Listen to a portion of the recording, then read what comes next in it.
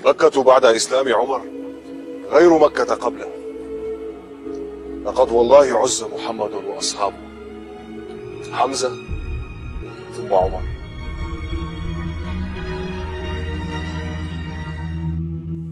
Hamzah dan Umar sudah masuk Islam. Agama Muhammad telah menyelimuti seluruh suku-suku Quraisy.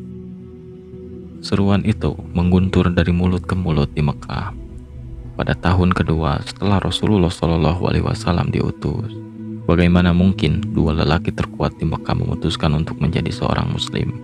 Hal ini tentu membuat gentar para bangsawan Quraisy yang sedari tadi merenggut di Darun Nadwa. Abu Jahal pun belum sembuh luka di wajahnya setelah dipukul Hamzah dengan busur panah.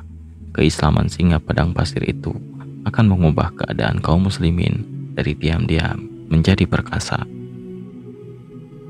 Islamnya Hamzah itu unik, bukan karena penasaran, bukan juga karena perintah siapapun.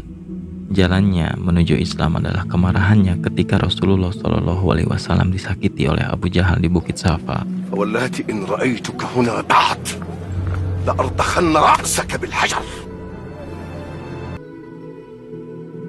Kala itu Hamzah sedang berburu di padang pasir Arabia. Ketika ia pulang ke Mekah, seorang wanita Mekah mengabarkan kepadanya, "Wahai Hamzah, jika engkau melihat apa yang tadi dilakukan oleh Abu Hakam atau Abu Jahal pada keponakanmu, dia mengolok-ngolok dan menyakitinya." Lalu Hamzah berkata, "Benarkah demikian?" Wajah Hamzah memerah padam di atas kudanya yang gagah. Tanpa menunggu lama, berangkatlah ia memacu kudanya langsung menuju Ka'bah. Orang-orang yang cukup ramai di sana.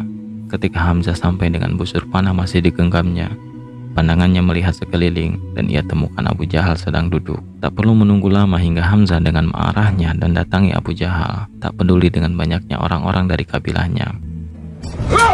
Atashtubuhu wa ana ala dinih? Aqulu ma yaqul?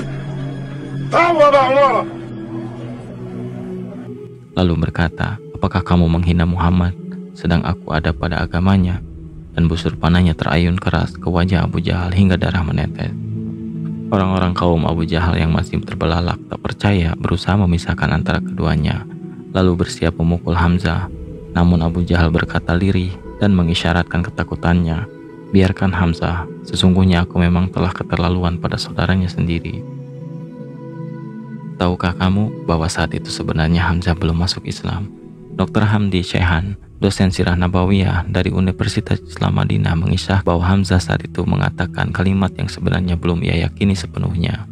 Namun ia terlanjur marah pada Abu Jahal dan semangatnya membela Muhammad SAW begitu menggebu. Semalaman ia merundung di rumahnya, memikirkan kalimat yang tadi ia serukan di hadapan Abu Jahal. "Aku pada Muhammad, aku pada Muhammad, aku pada agama Muhammad, aku pada Muhammad, aku pada agama Muhammad, aku pada agama Muhammad." Kata-kata itu terus terulang di pikiran Hamzah. Apa yang telah aku katakan? Allahumma, jika memang ini kebenaran, maka tetapkanlah di hatiku. Jika keburukan, maka berikanlah aku jalan keluarnya. Beliau berpikir dalam. Sebenarnya saat itu ia masih belum mengerti sepenuhnya tentang Islam. Ia pun belum menceritakannya pada Rasulullah SAW. Esoknya Hamzah menyengaja untuk bertemu Nabi Muhammad dan menyatakan kerisauannya. Lalu berkata, "Wahai keponakanku, sesungguhnya aku telah ada dalam masalah yang aku sendiri tak tahu jalan keluarnya. Maka yakinkanlah aku."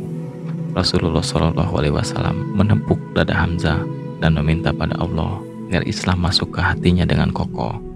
Hingga tetaplah keislaman Hamzah, sembari berkata pada keponakannya, "Aku bersaksi bahwa engkau benar sebenar-benarnya, maka aku akan ungkapkan agama ini terang-terangan."